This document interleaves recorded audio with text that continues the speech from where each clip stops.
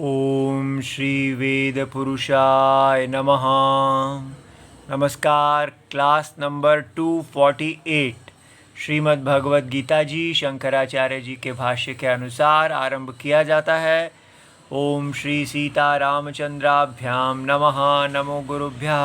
अथ काल देवताः श्री संवत् 2081 भाद्रपाद शुक्ल पक्षः तृतीया शुक्रवारः हस्तनक्षत्रं दक्षिणायनं वर्षा ऋतुः। ओम तत्सत् श्री शंकराचार्याय गुरवे नमः। यदृच्छया चोपपन्नं स्वर्गद्वारमपावृतं सुखिनः क्षत्रियाः पार्थ लभन्ते युद्धमीदृशम्। अध्याय नंबर 2 श्लोक number 32 Shrimad Bhagavad Gita ji Gita press Gorakhpur book number 10। अच्छा जी, तो अब शंकराचार्य जी हमको आगे दिखा रहे हैं कि अगला श्लोक, अब ये क्षत्रिय, भगवान ने पिछले श्लोक में हमें बताया कि स्वधर्म को देखते हुए आपको इस युद्ध को नहीं त्यागना चाहिए, क्योंकि क्षत्रिय के लिए ऐसा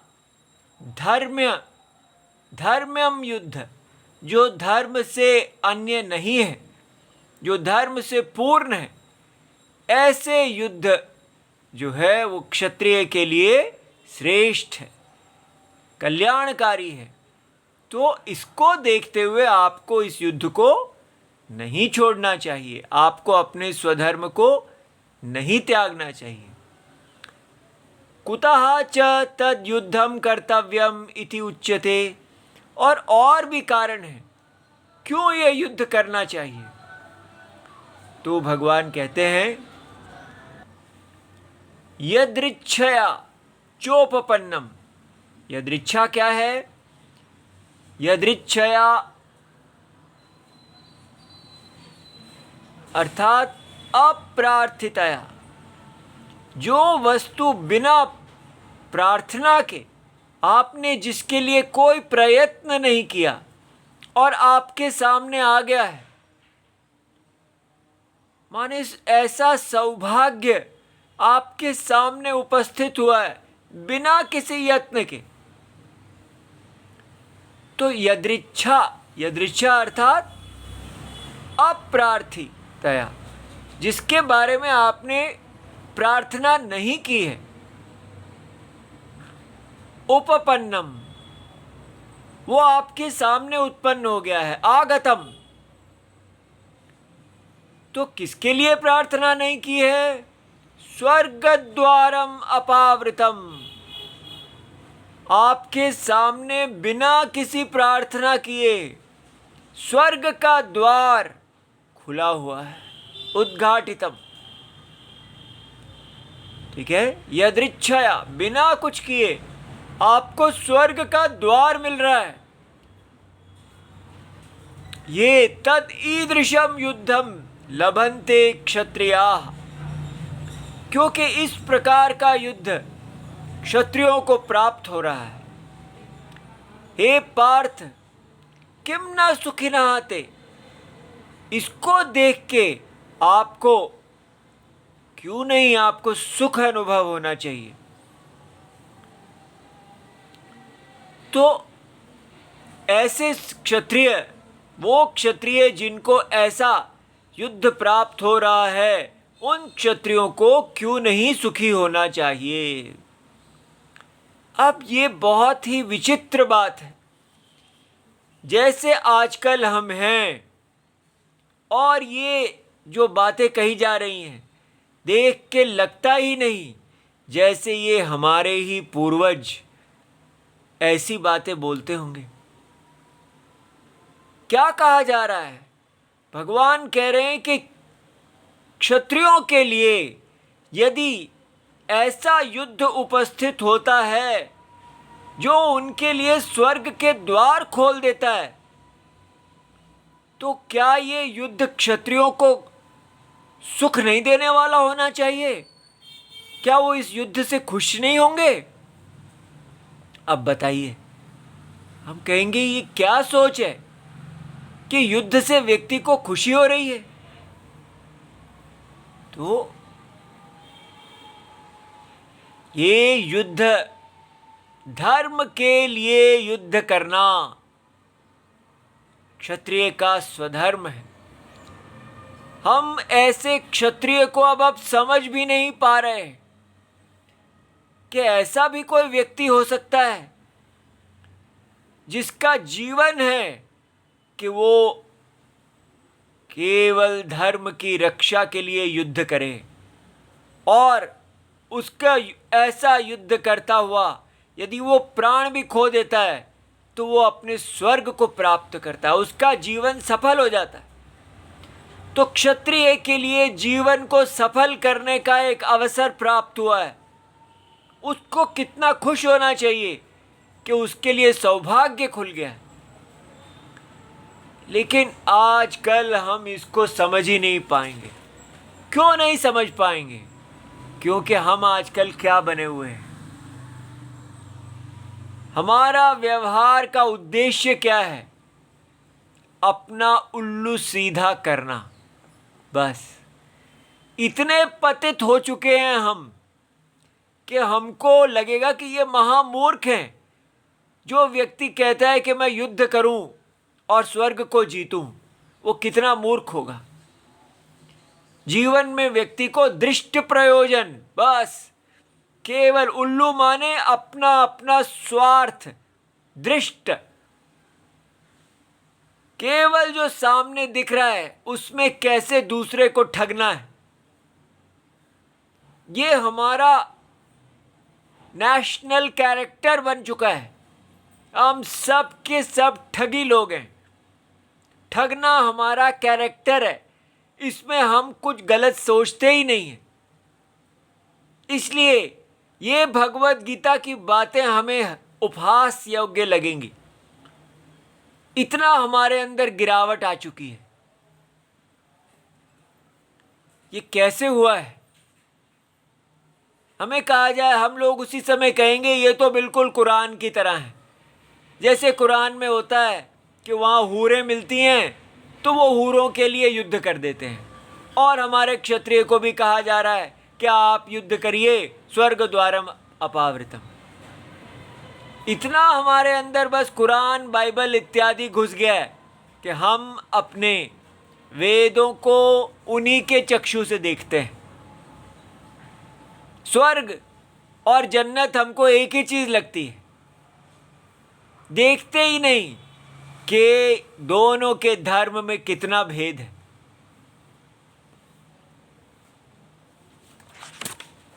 क्षत्रिय अगर युद्ध करते हुए जाते हैं तो वो भगवान की भुजा युद्ध कर रही है। क्षत्रिय भगवान की भुजा है, वो इस यज्ञ में है। ये यज्ञ निस्वार्थ यज्ञ है और वो जन्नत की हूरें देने वाला निस्वार्थ यज्ञ नहीं है। इसके सारे अंग निस्वार्थ तपस्या में लगे हुए हैं। उनको केवल एक ही बात बताई जाती है कि ये आपका जन्मजात स्वधर्म है, इसमें कुछ मिले ना मिले, कोई स्वार्थ सिद्धि को नहीं देखना। आप शूद्र पैदा हुए हैं, आप सेवा करेंगे। और व्यक्ति यही मानता है, हाँ मैं भगवान विष्णु का चरण हूं, उनकी मर्यादा न गिरने जाए, प्राण जाए पर मर्यादा न गिरने पाए। सारे हिंदू जो तपस्वी थे आज केवल दृष्ट प्रयोजन को पूरा करने वाले ठग बन गए। सारे व्यवहार में डर लगता है बात करने में किसी से, क्योंकि कब दो व्यक्ति अगर मित्र हैं तो उनका कार्य क्या है? एक दूसरे को ठगना। नहीं हम तो नहीं ठगते हैं, आप ही ऐसा बोल रहे हैं। अगर नहीं ठगते हैं तो करते क्या हैं? क्या अपने अपने स्वार्थ के लिए नहीं जुड़ते हैं? मिलना का उद्देश्य क्या होता है? अपनी स्वार्थ सिद्धि को करना। और बिछड़ जाने का उद्देश्य क्या होता है? अपने स्वार्थ सिद्धि में। Selfishness brings us together and in selfishness we part. बस मिलने का और अलग होने का एकमात्र उद्देश्य स्वार्थ है। क्यों हम मीठा बोलते हैं? दूसरे को उल्लू बनाने के लिए। ये है दृष्ट प्रयोजन। और हम इस बात को देख ही नहीं पा रहे कि हम कितने गिर गए हैं।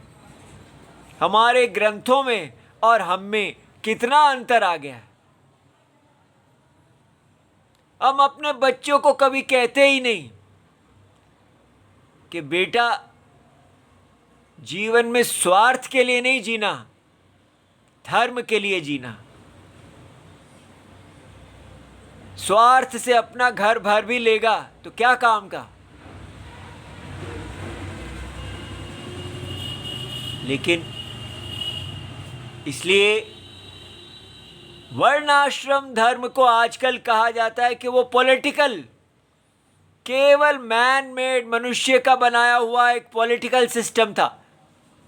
और इसलिए जब भारत आज़ाद हुआ वो पॉलिटिकल सिस्टम खत्म हो गया, क्योंकि उसको कोई पॉलिटिकल सपोर्ट नहीं थी।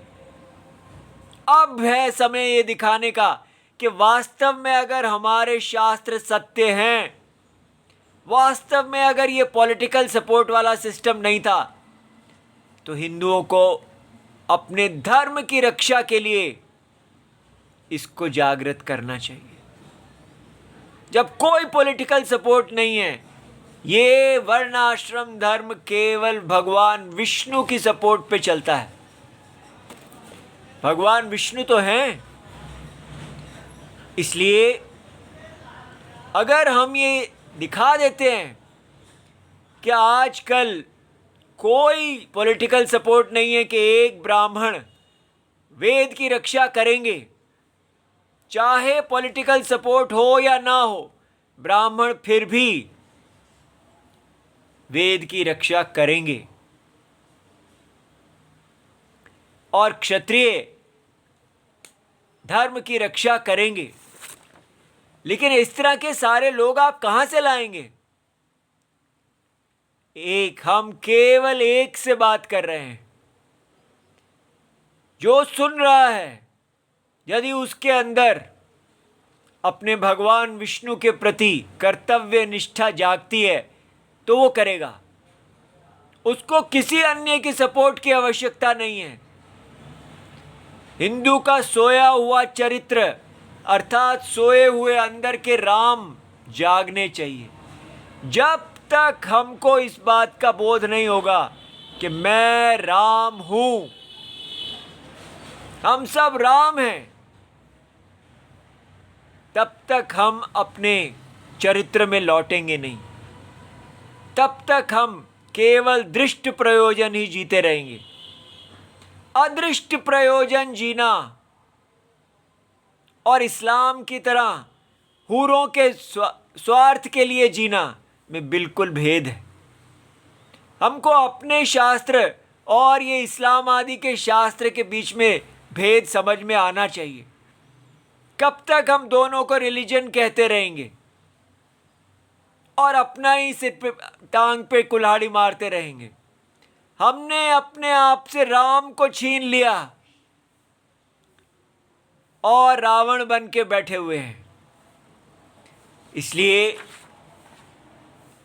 ये श्लोक पढ़ाते हुए शर्म आ रही है कि भगवत गीता को अगर ये श्लोक बताए जाएंगे तो लोग हंसेंगे। ये देखिए, महाभारत के उद्योग पर्व में गीता प्रेस का पेज 2265 पर, यहाँ पर ये श्लोक हैं जहाँ भगवान युधिष्ठिर को युद्ध करने के लिए उत्साहित कर रहे हैं। तो क्या कहते हैं भगवान? देखिए, तव धर्माश्रिता बुद्धिस् तेषां वैराश्रया मतिः यद्युद्धेन लभ्येत तत्ते बहुमतं भवेत्। आपकी बुद्धि धर्म में स्थित है और उनकी बुद्धि के ने अर्थात दुर्योधन आदि शत्रुता का आश्रय ले रखा है। आप तो बिना युद्ध किए जो कुछ मिल जाए उसी को बहुत समझेंगे। देखिए, युधिष्ठिर बिना युद्ध किए को बहुत कुछ समझेंगे, तो भगवान कहेंगे कि ये आप सोचेंगे कि युधिष्ठिर की स्तुति हो रही है कि वो बहुत महान है। देखिए भगवान क्या कहते हैं, न चैवं नैष्ठिकं कर्म क्षत्रियस्य विशाम्पते आहुराश्रमिणः सर्वे न भैक्ष्यं क्षत्रियश्चरे। परंतु महाराज युधिष्ठिर, यह क्षत्रिय का नैष्ठिक स्वाभाविक कर्म नहीं है। सभी आश्रमों के श्रेष्ठ पुरुषों का यह कथन है कि क्षत्रियों को भीख नहीं मांगनी चाहिए। देखिए, ये जो युधिष्ठिर ऐसा सोच के बैठे हैं कि बिना युद्ध किए जो मिल जाएगा वही काफ़ी है, हमको युद्ध नहीं करना। और भगवान क्या कह रहे हैं, न भैक्ष्यम क्षत्रियश्चरेत। क्षत्रिय के लिए को भीख नहीं मांगनी चाहिए। माने अगर वो लोग जो दुष्ट हैं आपको कुछ दे देते हैं और कहते हैं चलो आप शांत रहिए, ये ले लीजिए, तो ये आपके लिए भीख के समान है। ये क्षत्रिय का चरित्र कि वो भीख नहीं लेता। आगे देखिए, जयो वधो वा संग्रामे धात्रादिष्ट सनातनः स्वधर्म क्षत्रियस्येष कार्पण्यम न प्रशस्यते। उनके लिए, किसके लिए? क्षत्रिय के लिए विधाता ने यही सनातन कर्तव्य बनाया है कि वह संग्राम में विजय प्राप्त करें अथवा वहीं प्राण दे दें। देखिए क्या विकल्प है, जयो वा या वधो, वध, या आप जीतें और या आप मर जाएं। क्या स्वधर्म है ये? कैसे वो लोग होंगे जिनके लिए ये स्वधर्म है? यही क्षत्रिय का स्वधर्म है। दीनता अथवा कायरता उसके लिए प्रशंसा की वस्तु नहीं है। देखिए, और आजकल क्या है, हम सिर्फ यही कहते हैं, ये तो बस अपने आप को ऊंचा दिखाने के लिए ब्राह्मण क्षत्रिय वैश्य शूद्र बना हुआ है। कितनी बड़ी तपस्या है, इसको देख के हमें अपने भारत पे गर्व होना चाहिए, लेकिन हमको शर्म आती है। हमें क्या हो गया है? हमें आश्चर्य होना चाहिए कि क्या हजारों करोड़ों की संख्या में इस तरह के भारत में ऐसे क्षत्रिय थे जो अपने स्वधर्म के लिए, जय के लिए या मरने के लिए अपने स्वधर्म को जीते थे, इसी को स्वर्ग का द्वार समझते थे। ऐसी वीरता भारत के कोई दुर्लभ नहीं थी। पूरा भारत का सारा क्षत्रिय वर्ग इस प्रकार के स्वधर्म को सीखता था। लेकिन अब हम कहते हैं नहीं नहीं, हमारे प्रगतिशील भारत को ऐसे क्षत्रिय की शिक्षा की कोई ज़रूरत नहीं है। हमारे को आर्मी चाहिए, पैसों से पली हुई आर्मी, और स्वधर्म को जानने वाले क्षत्रिय हमें नहीं चाहिए जो निस्वार्थ शौर्य का जीवन जीते हैं। आगे देखिए, ये भगवान कृष्ण बोल रहे हैं। नहीं कार्पण्यमास्थाय शक्यावृत्तिर्युधिष्ठिर विक्रमस्व महाबाहो जहि शत्रून् परन्तप। हे महाबाहु, बड़ी बड़ी भुजाओं वाले युधिष्ठिर, दीनता का आश्रय लेने से क्षत्रिय की जीविका नहीं चल सकती। शत्रुओं को संताप देने वाले महाराज, अब पराक्रम दिखाइए और शत्रुओं का संहार कीजिए। आजकल का भारत क्या है? पीसफुल को एग्जिस्टेंस, सबको शांति दूत, पूरा विश्व का बंधु। और यहां भगवान वो शांति दूत युधिष्ठिर से क्या कह रहे हैं? विक्रमस्व, पराक्रम दिखाइए और शत्रुओं का संहार कीजिए। क्यों? क्योंकि अतिगृद्धा, वो लोग कितने लोभी हैं और उन्होंने अपने आप को ताकतवर बना लिया है। कृतमित्रा, तो इसलिए उनको देखते हुए आपको दीनता नहीं दिखानी चाहिए। ये दीनता जो है क्षत्रिय के लिए धर्म नहीं है। आजकल हम बचपन से ही अपने बच्चों को बताने लगते हैं समानता समानता। उनको बोध ही नहीं कराते कि आप ब्राह्मण हैं, आप क्षत्रिय हैं, आप वैश्य हैं, आप शूद्र हैं। आपके अपने स्वभाव के अंदर ही आपकी महानता है। ब्राह्मण ब्राह्मण होने से महान होता है और शूद्र शूद्र होने से महान होता है। लेकिन हमारे ऊपर तो समानता का भूत पड़ा है। आगे देखिए, अगले श्लोक में भगवान कहते हैं, अथ चेत्त्वमिमं धर्म्यं संग्रामं न करिष्यसि ततः स्वधर्मं कीर्तिं च हित्वा पापमवाप्स्यसि। अब देखिए, इसमें विकल्प नहीं है अर्जुन के लिए कि ये एक क्षत्रिय के लिए कि अगर उसका स्वधर्म है युद्ध या वध, जय, या वो जाके जीते और या वो प्राण दे दे, इसमें उसके लिए कोई विकल्प नहीं है। भगवान कहते हैं, अथ चेत त्वम इमं धर्म्यम संग्रामम, ये जो संग्राम जो धर्म से पूर्ण है, ना करिष्यसि, यदि तुम इसको नहीं करोगे तो क्या फल होगा?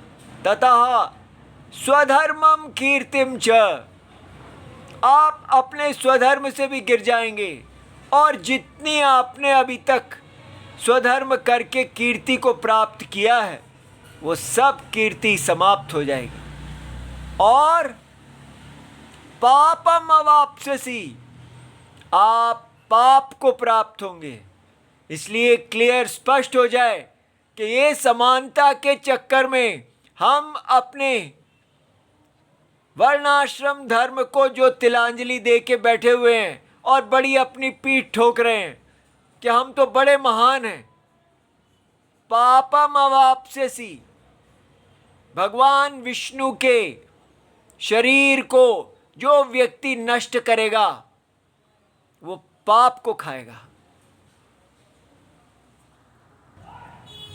शंकराचार्य जी कहते हैं, अथ चेत त्वम इमं धर्म्यम, हे अर्जुन, तुम इस धर्म्यम, धर्मात् अनपेतम, अपेत धर्म से अलग नहीं, अपइतः अलग किया हुआ नहीं, जो धर्म से पूर्ण है। साक्षात भगवान नारायण का ये धर्म है। अगर राम जी भी यहां होते तो वो इसी कार्य को करते। आपको वो कार्य करने को कहा जा रहा है जो निस्वार्थ जगत की आत्मा करती है। संग्रामम युद्धम न करिष्यसि, यदि संग्राम रूपी युद्ध को आप नहीं करेंगे, चेत अगर, ततः तत् अकरणात्, उसको नहीं करने के कारण, स्वधर्मम कीर्तिम च, आप अपने स्वधर्म और जो आपने कीर्ति अर्जुन की है, कीर्ति क्या होती है? धर्म निमित्त कीर्ति। जीवन में अर्जुन अभी तक अपने स्वधर्म पे डटे रहे हैं, तो उसका उदाहरण देते हैं कि महादेवादि समागम निमित्ताम, अर्जुन ने भगवान महादेव जी से भी युद्ध किया था और उनसे भगवान प्रसन्न हुए कि उनका क्षत्रिय धर्म इतना श्रेष्ठ था कि उन्होंने अपने अस्त्र दिए थे। तो वो कीर्ति हित्वा केवलम पापम अवाप्स्यसि, इसको कहते हैं हैड अ ग्रेट फॉल। ये होगी फॉल जीवन की। लेकिन हम इसको, स्वधर्म और कीर्ति दोनों को भूल गए हैं। हमारे भारत को क्या चाहिए? जल्दी से जल्दी अमेरिका और चाइना बनना। अगर अमेरिका चाइना चांद पे गए हैं तो हमको भी जाना है और दिखाना है कि हम कुछ कम नहीं। कभी भारत ये सोचता भी नहीं कि हमारे चरित्र का क्या हाल है, चाइना के और अमेरिका के चरित्र का क्या हाल है। उनका चरित्र उनको, हमें दिखता ही नहीं। हमको केवल उनकी फर्स्ट वर्ल्ड दिखती है कि हमको उनके जैसा भोग प्राप्त करना है। लेकिन उनके जैसा भोग प्राप्त करने में उनके जैसा चरित्र भी चाहिए। उसके बारे में किसी की कोई सोच ही नहीं है कि भारत का चरित्र कहाँ चला गया, भारत का स्वधर्म कहाँ चला गया, भारत के बारे में सारे ऋषि मुनि क्या कहते होंगे। सब पूरी तरह से हमारी सोच में ही जीरो है। इसलिए समझ नहीं आता कि किन लोगों के लिए हम इसको कह रहे हैं। केवल अपने राम जी की आज्ञा है तो कह रहे हैं, नहीं तो पता नहीं हमारे भारत को क्या हो गया है। अच्छा, तो इसलिए भगवान आशा करते हैं कि अर्जुन जब ये सुनेंगे कि वो धर्म और कीर्ति से गिर जाएंगे तो अर्जुन को इच्छा होगी कि वो वापस अपने धर्म में आएं। तब भगवान कहते हैं न केवलम स्वधर्मम कीर्ति परित्याग, और भी एक चीज आपकी जाएगी।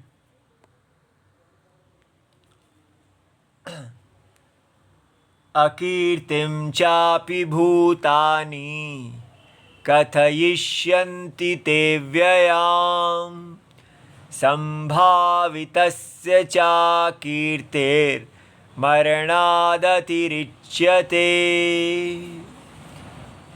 भगवान कहते हैं कि अकीर्तिम च अपि भूतानि कथयिष्यन्ति ते,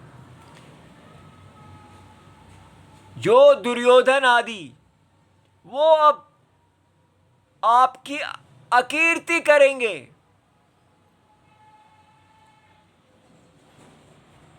अव्ययाम, और कब तक करेंगे? दीर्घ काल तक। जैसे आज अर्जुन की कीर्ति है वैसे ही आने वाले समय में सभी लोग यही कहेंगे। क्या कहेंगे? धर्मात्मा शूरैति एवं आदिभिः गुणैः। अभी जो व्यक्ति अपने धर्मात्मा है, शूर है, वीर है, ऐसे गुणों से युक्त संभावित है, उसके लिए अकीर्ति ही मरणाद अतिरिच्यति, उसके लिए अकीर्ति मरने से भी ज्यादा खतरनाक है। मरना इतना बड़ा नहीं जितना अकीर्ति को प्राप्त होना। संभावितस्य च अकीर्ति ही वरम मरणम इत्यर्थः। एक तरफ अकीर्ति हो और एक तरफ मरना हो, तो संभावित पुरुष जिसके अंदर धर्मनिष्ठ है उसके लिए मरना ज्यादा अच्छा। कैसी स्वाभिमान की दुनिया है ये। क्या आज हमारे अंदर स्वाभिमान है? हम हर समय बिकते हैं,